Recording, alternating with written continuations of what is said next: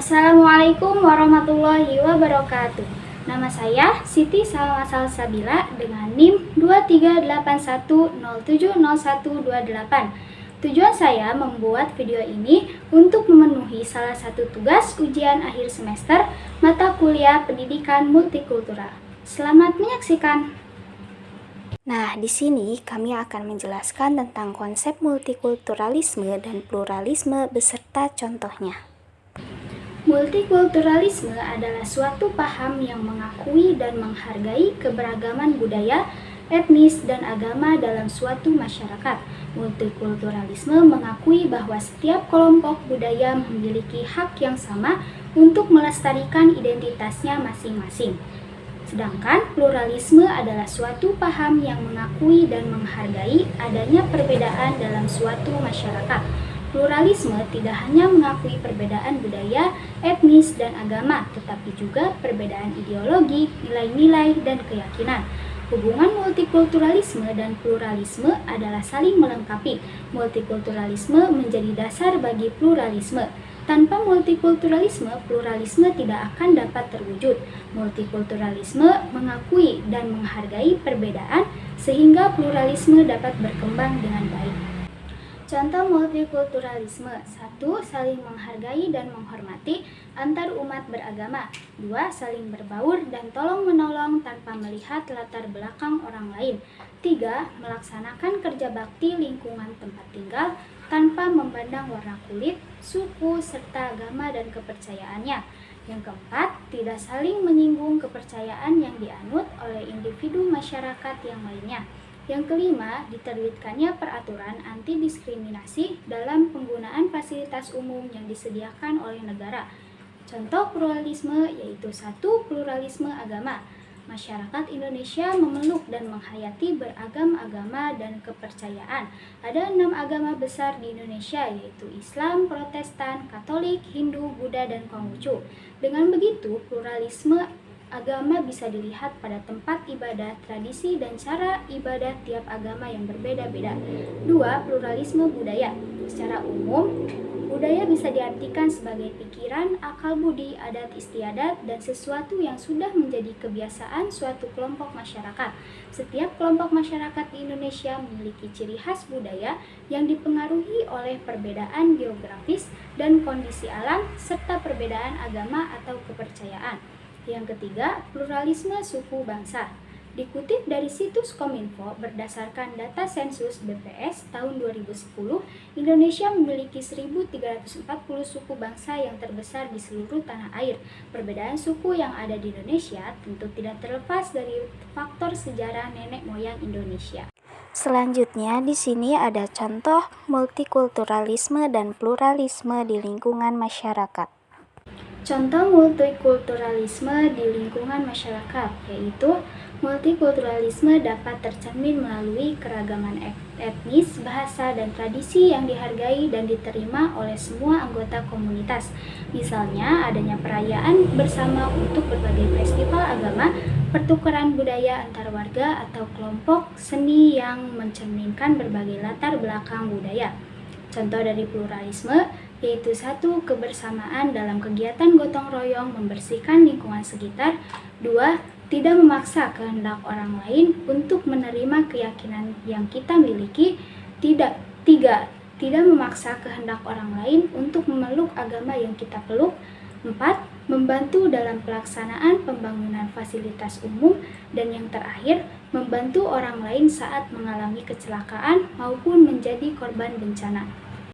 Poin selanjutnya ada pentingnya pendidikan multikultural bagi generasi muda.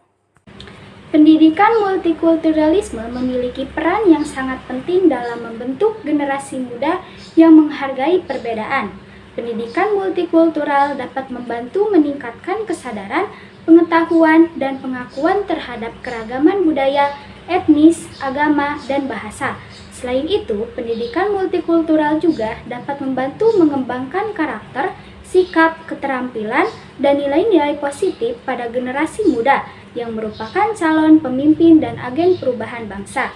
Di Indonesia, pendidikan multikultural sangat penting untuk diimplementasikan di sekolah-sekolah.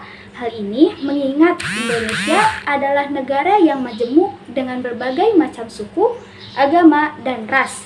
Pendidikan multikultural dapat membantu generasi muda untuk menjadi warga negara yang sadar akan keragaman dan mampu hidup berdampingan secara damai dan harmonis. Selanjutnya, ada 3 upaya yang dilakukan mahasiswa untuk menjaga keragaman budaya di Indonesia. 1. Mengembangkan sikap toleransi dan saling menghargai. Mahasiswa dapat mengembangkan sikap toleransi dan saling menghargai dengan cara mempelajari tentang budaya-budaya yang ada di Indonesia, berteman dengan orang-orang dari berbagai suku dan budaya, dan menghindari sikap etnosentrisme, yaitu menganggap budaya sendiri lebih baik daripada budaya lain. Yang kedua, mengikuti kegiatan-kegiatan yang mempromosikan budaya Indonesia. Mahasiswa berperan dalam kegiatan-kegiatan yang mempromosikan budaya Indonesia seperti festival budaya, pertunjukan seni, dan seminar budaya, merupakan sarana yang baik untuk mengenal dan mempelajari budaya-budaya yang ada di Indonesia. Mahasiswa juga dapat ikut serta dalam kegiatan-kegiatan yang bertujuan untuk melestarikan budaya Indonesia, seperti melestarikan kesenian tradisional, mempelajari bahasa daerah, dan membangun museum budaya. Yang ketiga, menjadi pelopor dalam mempromosikan budaya Indonesia. Mahasiswa dapat menjadi pelopor dalam mempromosikan budaya Indonesia dengan cara menceritakan tentang budaya Indonesia kepada teman-teman dan keluarga. Yang selanjutnya, menggunakan produk-produk lokal yang berasal dari budaya Indonesia dan mengikuti kontes atau perlombaan yang berkaitan dengan budaya Indonesia. Untuk selanjutnya, ada problematika multikultural di Indonesia dan cara mengatasinya. Problem multikultural di Indonesia yaitu primordialisme dan etnosentrisme. Primordialisme adalah paham yang mengutamakan kepentingan kelompok berdasarkan primordialitas seperti suku, agama, ras, dan budaya. Etnosentrisme adalah paham yang menganggap bahwa budaya kelompoknya sendiri lebih baik daripada budaya kelompok lain. Kedua paham ini dapat menimbulkan konflik antar kelompok karena masing-masing kelompok merasa lebih unggul dari kelompok lainnya. Cara mengatasi problem ini yaitu dengan pemberdayaan masyarakat, bertujuan untuk meningkatkan kesadaran masyarakat tentang pentingnya toleransi dan saling menghormati perbedaan. Pemberdayaan masyarakat dapat dilakukan melalui berbagai macam kegiatan, seperti sosialisasi, dialog antara budaya, dan kegiatan-kegiatan yang melibatkan masyarakat dari berbagai latar belakang. Untuk poin selanjutnya yaitu ada apa yang terjadi jika pendidikan multikultural tidak diimplementasikan dalam pendidikan di Indonesia. 1. Peserta didik dari kelompok minoritas akan lebih rentan mengalami diskriminasi dan kekerasan. Yang kedua, peserta didik dari kelompok mayoritas akan lebih mudah mengembangkan sikap etnosentrisme dan merasa superior terhadap kelompok lainnya. Yang ketiga, akan lebih mudah terjadi konflik antar kelompok, baik di sekolah maupun di masyarakat. Untuk poin terakhir yaitu melalui apa saja pendidikan multikultural dapat diimplementasikan di lingkungan MI atau SD. 1. Dalam kurikulum, pendidikan multikultural dapat diimplementasikan dengan memasukkan konten-konten yang berkaitan dengan keragaman budaya, agama, dan etnis ke dalam mata pelajaran yang ada. Misalnya, dalam mata pelajaran Bahasa Indonesia, dapat diajarkan tentang berbagai cerita rakyat dari berbagai budaya di Indonesia. Dalam mata pelajaran sejarah, dapat diajarkan tentang sejarah perjuangan bangsa Indonesia dari berbagai macam suku dan agama. Yang kedua, dalam pembelajaran, pendidikan multikultural dapat diimplementasikan dengan menggunakan berbagai metode pembelajaran yang mendorong siswa untuk menghargai perbedaan. Misalnya, dengan menggunakan metode diskusi, siswa dapat belajar untuk saling mendengarkan dan memahami pendapat orang lain yang berbeda dari mereka. Dengan menggunakan metode simulasi, siswa dapat belajar untuk saling mendengarkan dan memahami pendapat orang lain yang berbeda dari mereka. Yang selanjutnya ada menggunakan metode simulasi.